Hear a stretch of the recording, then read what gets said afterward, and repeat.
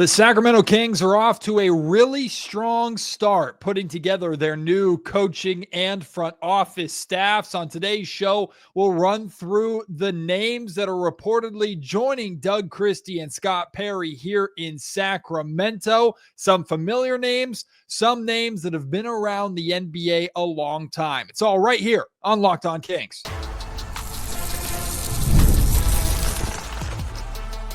You are Locked On Kings, your daily Sacramento Kings podcast, part of the Locked On Podcast Network, your team every day. And now, ladies and gentlemen, it is that time for another episode of Locked On Kings. Hello and welcome into Locked On Kings, your podcast hub for Sacramento Kings coverage all season and off season long. My name is Matt George. I have the privilege of being your host here. I'm a Sacramento sports anchor and reporter for ABC 10 News. And first and foremost, I want to apologize for the lack of uploads or the inconsistent uploads over the last week or so. Certainly not normal to our Locked On Kings content schedule. I'm taking a bit of a break.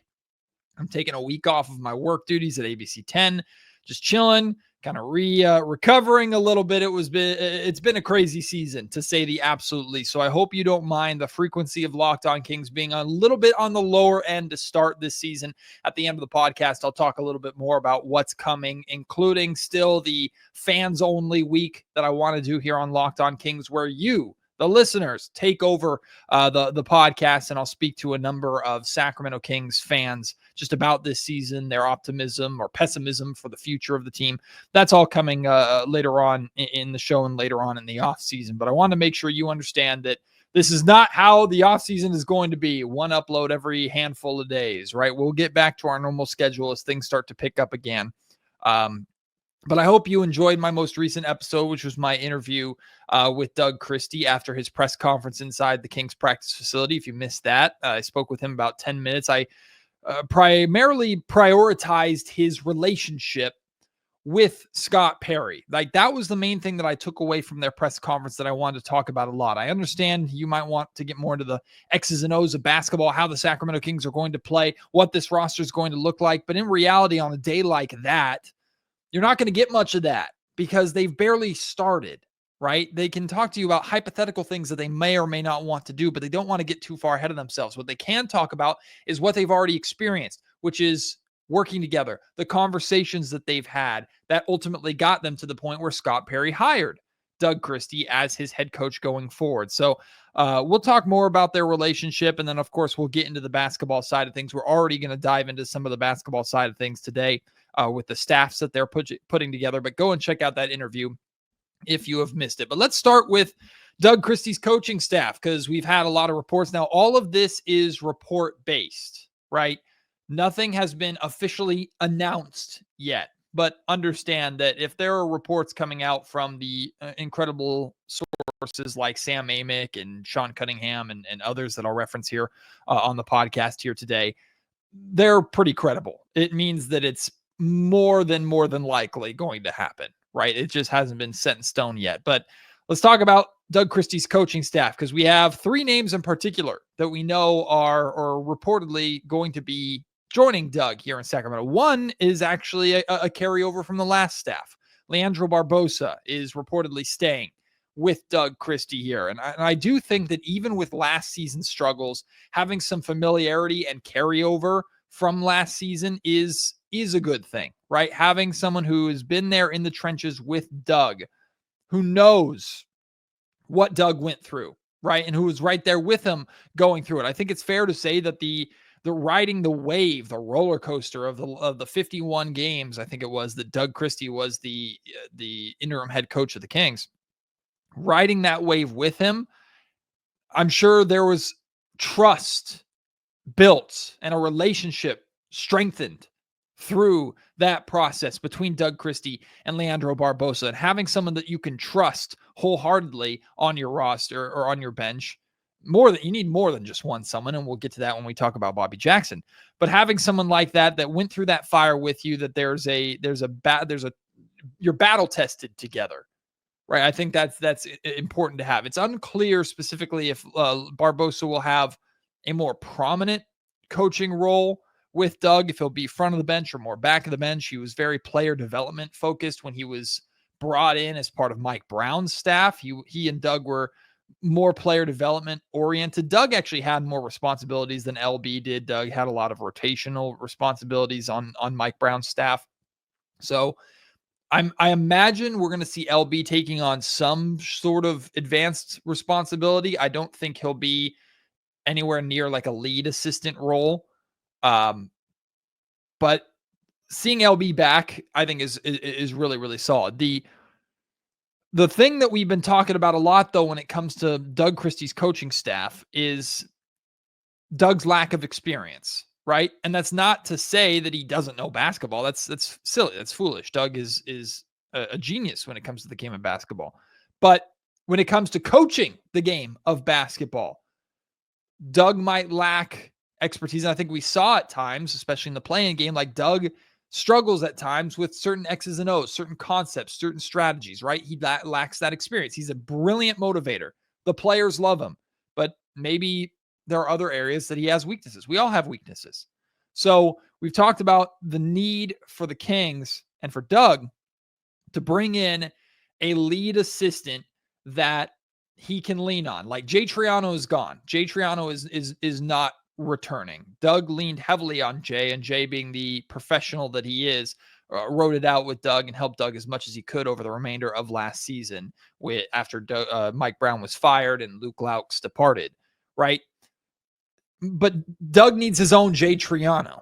Doug needs his own established veteran coach that he can lean on, that he chooses to bring in, that he has some sort of relationship or familiarity with.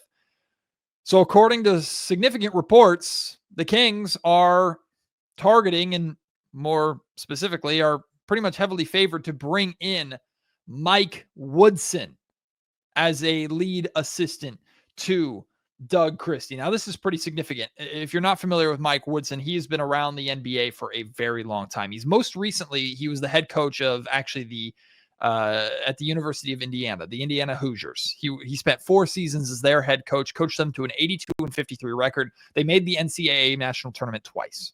Right now, we're focusing more on the NBA things, but he was leading Indiana and had success in Indiana very, very recently. He has 22 years of NBA coaching experience to some capacity. That's both as a head coach and as an assistant coach. But let's talk about his head coach stints. He's had 2 of them. He was the head coach of the Atlanta Hawks from 2004 to 2010. He posted a .419 win percentage, not the best, below 500, a .206 and .286 record, but he made the playoffs 3 out of those 6 years. Granted, it's in the Eastern Conference, not in the Western Conference. He was the head coach. The last 2 years that he was head coach of Atlanta, those teams were really, really good, especially the final year where, remember that Hawks team that was 53-29, that super good Hawks team that won the East? He was the head coach of that team. They ultimately flamed out in the playoffs. I think they were eliminated in the second round. So he didn't have that result necessarily, but we'll get there, right? The Kings will get there. They'll get to dealing with the disappointment of winning 53 games and losing in the second round of the playoffs. We're not even close to there yet. So not the most successful overall stint in Atlanta, but helped turn the Hawks into a struggling team into the best team in the East, at least during the regular season. Then he became the head coach of the New York Knicks. After he was fired in Atlanta, he was the assistant coach in New York, and then very quickly took over as the head coach of the New York Knicks in from the 2011-2012 season to the 2013-2014 season. He had a lot of success in New York. He posted a .580 win percentage, meaning he won 58% of his games, 109 wins, a 70-79 loss record. He in the 3 seasons that he was there, he made the playoffs 2 times. In his final season in New York, the 2013-2014 season, the Knicks went 37-45. They were very disappointing that year. They missed the playoffs. He was fired after that. Now, keep in mind, this was all in New York before Scott Perry was there. So there's not Scott Perry and Mike Woodson, they probably know each other. Well, they do from NBA circles. But Mike Woodson wasn't Scott Perry's head coach when they were in New York. Scott Perry came after that. But regardless of Mike's experience, Woodson brings a ton of, or his past experiences, Woodson brings a ton of that experience to Doug Christie's staff that he can lean on. And I was doing some research and reading some articles and just trying to figure out, like, hey, what are some like identity traits of Mike Woodson as a coach? And the three most consistent ones that I found were very encouraging when it comes to fitting into Scott Perry and Doug Christie's vision. Here are the three most consistent. I found them multiple times over multiple different articles and things of that nature. Here are the three most consistent traits that I found brought up about Mike Woodson. One, accountability. This is a word and a trait we've directly heard from Scott Perry as to one of the 7 identity traits that he wants here in Sacramento. So that fits perfectly. Number 2, shared responsibility. Saw this brought up a couple of times, kind of a broad term for essentially, while there are specialists and guys who excel in certain areas, offensively, defensively, as point guards or floor generals or rim protectors, whatever. Everybody shares the responsibility, though, of executing the game plan, of being on the same page, right? They have their job and they emphasize their job and they do that job correctly and share that responsibility for the team. So there's that. And then the final one, which is the main thing, and I saw this multiple times when it comes to Mike Woodson's offense, a share the ball mentality, right? Mike has a very like modern view of the offense. And this is the main area that I feel that Mike is going to be of the biggest help to Doug Christie, right? If I were to forecast or guess, like, what's Mike Woodson's responsibility primarily going to be here in Sacramento, I think it's going to be with the offense, right? Not that Doug Christie doesn't have a good grasp on the offense or anything like that. Please, he was a piece of the greatest show on court offensively that loved to share and move the basketball. But Doug, we know, has always been a very defensive-minded, defensive-first kind of guy. And the Kings have a very defensive-first identity, or they want to be known for how they play on the defensive end of the floor. That doesn't mean you can't not prioritize offense and can't not score, right? So Mike, I believe, will come in and be, to put it like into football terms, the offensive coordinator for the Kings. The same way Jay Triano was responsible for the offense under Mike Brown and helping Doug Christie. That's what Mike Woodson is going to be, I believe, here in Sacramento. Again, we haven't talked to him yet. We don't know the specifics yet. There hasn't been an official announcement yet. But if I were guessing, Mike Woodson and his offense and moving the basketball and that style that he has, that strength that he has, is what the Kings are really going to heavily lean on, in addition to his experience with his time here in Sacramento. But there's another coach, another name that we've been talking about that's been floated about really since the idea of Doug Christie being the head coach of the Sacramento Kings was the thing. That's Bobby Jackson. We'll talk about Bobby plus Scott Perry's new assistant GM. That's all still to come here on Locked On Kings. This episode of the Locked On Kings podcast is brought to you by Open Phone. If you're running a business, you know that every missed call is money left on the table. Think about the last time that you had an urgent need, maybe for a plumber or a service provider. If the first person didn't answer, did you wait? Yeah, probably not. You moved on. That's why you need Open Phone. Open Phone is the #1 business phone system built to streamline and scale your customer communications, all from an app on your phone or on your computer. Open Phone lets you manage business calls and texts from a single app. The shared inbox feature is a game changer. Your team can jump into any conversation instantly without missing a beat. And their AI agent handles after-hour calls, answering common questions, and captures leads, so you never miss a customer, even at times where you're getting some rest and relaxation. Open Phone is offering listeners 20% off of your first 6 months at openphone.com/LockedOnNBA. That's openphone.com/LockedOnNBA. And if you have existing numbers with another service, Open Phone will port them over at no extra charge. Open Phone, no missed calls and no missed customers. As expected, and first reported by KCRA3's now, Sean Cunningham, Bobby Jackson is expected to return to Sacramento and be a part of Doug Christie's coaching staff. Now, I think there are going to be some people that naturally roll their eyes and go, here we go. It's just a continuation of the early 2000 Kings. They just keep doing this trend. Here's another one. When's Brad Miller joining the staff, right? I kind of understand that to some extent, but this goes beyond that. Like, don't use that easy kind of low-hanging fruit to disregard how good of a coach Bobby Jackson is, because he's more than paid his dues to work himself to this spot. Bobby has spent 7 seasons as an assistant coach in the NBA, some here in Sacramento, most recently the last 2 seasons in a prominent assistant coaching role with Nick Nurse in Philadelphia with the 76ers. Of course, he had tons of success here as the head coach of the Stockton Kings before taking that lead assistant job in Philly. And I think he's ready for a prominent role with Doug. Now, I don't think it'll be as prominent as Mike Woodson necessarily, but Bobby is someone that Doug knows that he can trust. Bobby is someone who, in a different sense, has been through the trenches with Doug, right, as players.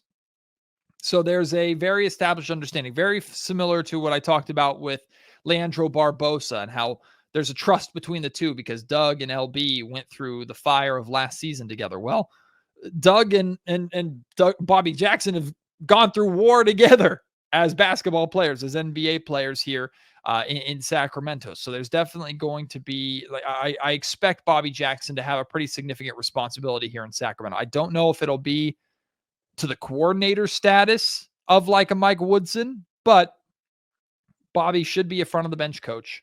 He will be someone for Doug Christie to trust in and heavily lean on. And I think Bobby's ready for this, right? He was ready for his opportunity that he got in Philadelphia with Nick Nurse.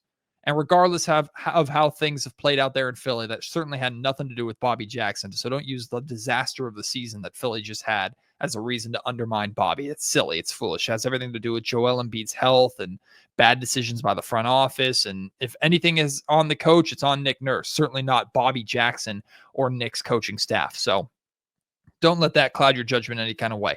Bobby has earned this opportunity. He's very, very, of course, familiar with Sacramento, this Kings team, this organization. He gives Doug Christie quite literally a brother. Well, you know what I mean. Basically a brother to work with every single day on that coaching staff. So I think this is a completely expected, nothing surprising, but very, very good hire for Doug Christie. So those are the names that we know so far when it comes to Doug Christie's coaching staff. But what about the front office staff? Now, from what I understand, I have not been there. I have not seen it. I did not attend the first round of NBA draft workouts that the Kings held earlier this week because I've been taking my week off. And apparently a lot of the old regime of the Kings front office was there. Now, I'm not talking about massive decision makers. Like, we know Monty McNair and those guys and Wes Wilcox and those main guys are gone. But we're talking about guys that were in the scouting department, guys that were in the analytics department. It's not that Scott Perry is completely taking the old regime and plugging it in. He's going to add his own guys, his own names. But it's not completely unheard of to come in and help or it's like a boss taking over, a manager taking over a staff. He doesn't just completely clean house and hire his complete own crew. You inherit that former workforce and try and identify guys that you want to work with, guys that you can't work with, guys that you agree with. So it sounds like Perry, at the very least, is giving a good portion of this front office staff opportunity to continue in their roles, which I think is a good thing. But he does need a main guy. He does need a lead assistant GM. Well, he's gone out and brought in, according to reports, BJ Armstrong. This was first reported by Shams Charania of ESPN. BJ Armstrong as his assistant general manager. Now, first off, yay that Scott Perry hired his own guy, the guy that he wanted, and not a guy that was forced upon him by ownership because that person lost the job to Scott Perry. He's a former NBA guard, including an NBA champion. He was in the backcourt next to Michael Jordan. So if that helps and does anything for you, he has that NBA experience. Most recently, he's worked as an agent for players since 2006, worked for the same group that was the agent to like Derrick Rose and names like that. So has that agent background, which is more than a good thing when working as a front office and how specifically and intensely you work with agents. He's also shout out podcast hosts. He's a co-host of the Hoop Genius podcast, or was. I doubt that's going to continue now that he has his new role. But hey, see, podcasters, we can do our thing too. Podcasters can. You don't want me as your general manager, assistant general manager, coach, or anything remotely to do with the organization. But shout out podcasters. And the Hoop Genius podcast, I've listened to it a number of times. BJ is really good on that podcast. In fact, I'm going to play for you a clip from his podcast. This was discovered by a longtime Sacramento Kings fan, active on Kings social media, Drew. And this is BJ talking about the state of the Sacramento Kings very recently, right? And you'll hear this clip, and then we'll talk about it on the other side of my takeaways from this clip on the other side. But what direction should the Kings go in here? They're kind of in a tough situation right now, and here's why. They've made these trades. They picked up DeRozan in a free agency. Then they make the trade for Zach LaVine. Then they move off of De'Aaron Fox. Malik Monk gets hurt, right? He gets hurt, correct? Yeah. So they're kind of in this odd scenario where 2 or 3 out of their top 4 players. I don't know what happened to Keegan Murray. Like, he's just kind of, I don't know what happened. He had a terrific rookie season, and then all of a sudden they get rid of Harrison Barnes. And then suddenly they fire their coach, and now they're in this, I don't know where they're at. It's kind of like they have a combination of players, but they don't seem to fit, right? Sabonis was hurt, then he comes back. De'Aaron Fox is out. They trade for Valanciunas as well. Trade for Valanciunas. So they have this mixture of players, but it doesn't look like a team. It just looked like a collection of like really talented players. They've got great assets. That's the word that people use now. But like Keegan Murray, he shot 41% as a rookie from 3. This season, he's shooting 34%.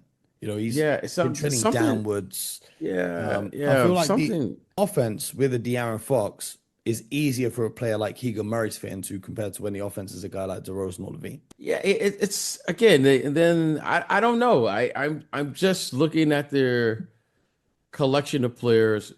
What's their identity, or what's the identity of this team? Are they a defensive team? Are they a fast break or 5-out team? Are they big? That's what are they small? I don't know. So we'll see. I guess we'll find out something after the after the season's over with, and then in 8 minutes time. Yeah, we'll begin to see what's going on here, because it doesn't feel right to me. Their season doesn't. I mean, their team doesn't feel right. Yeah. I mean, on paper. All right, we'll stop it there. So that's BJ Armstrong. The only thing from that clip that I just kind of roll my eyes at or disregard is he was talking about Keegan Murray a little bit. Not that I'm like just captain defender Keegan here, but it sounded like an incomplete thought. I think he was talking about it from the standpoint that Keegan Murray has suddenly regressed into not being a very good or very successful player. I think Keegan's regression, I think, is very circumstantial. Now, is Keegan going to live up to the potential all-star expectations that the Kings had when they drafted him? Probably not at this point, but I think we all believe Keegan can be significantly better, and probably will be significantly better offensively than he was last season when this team has some sort of semblance. And that kind of brings me to the rest of this clip. I'm encouraged by everything that BJ said there in that clip, because if he were coming in and there was a clip of services and he was saying, I actually like the Kings team. The Kings are pretty close, right? Like, I think the Kings will get there. Then I would be like, oh crap. Like, here we go. Like, yes, everything he said there is true. It is a collection of talent. It is not cohesive. It does not work, right? Like, we know it does not work. We don't know what their identity is. We don't know where they're going. It does not work. The fact that he recognizes that and is talking about that before getting the job makes me believe that he knows he's taking a position and inheriting a situation that does not work. Now, he's still going to assist Scott Perry, but at least that's going to be a voice in the room with Scott that's saying, hey, Scott, what the former regime did, this mess that we've inherited, it's a lot of talent, but it isn't cohesive. We need to do something about it. So I like the hire of BJ Armstrong. That clip was actually very encouraging to me. I'm curious your thoughts on that. All right. So like I said earlier on in the podcast, I will be getting back very soon to a more regular Locked On Kings upload schedule. I'm still going to be taking my time here this week. I had to get you something though, because it's been too long in my opinion. I was starting to get like the PTSD or the FOMO or whatever of just not putting out an episode for you guys. So as more information comes out about the coaching staff, the front office staff, of course, pre-draft workouts, things of that nature, we'll still have more podcasts on that. We had a lot of great guests coming for you here on the Locked On Kings podcast. And like I talked about around a month ago now, I am doing a fans only week. I am doing that. I've already reached out to 5 different groups of Kings fans that reached out expressing interest in being on the show. If you are one of them listening to this podcast right now, expect an email shortly about when I'm going to schedule a time to interview your group, because I do want to have a week where we just talk to Kings fans about the state of this team, how they feel about this team going forward, how they feel about last season. That is all coming on a fans only week. I'm not saying that's going to be next week, but that's coming in the very near future. So keep an eye out for that. Appreciate your patience with me while the content has gone down. Although I think we all could use a little bit of a break from the Sacramento Kings based off of how this season has gone. You want to share your thoughts on any of these coaching hires, the front office hire of BJ Armstrong, what BJ had to say in that clip? Feel free to share that with me at MattGeorgeSack on Twitter. Email me, mattgeorgesports@gmail.com. Leave your thoughts in the YouTube comment section down below. Appreciate your support. Can't wait to have you join me on the next episode of Locked On Kings. Until then, my name is Matt George. You've been listening to the Locked On Kings podcast, part of the Locked On Podcast Network.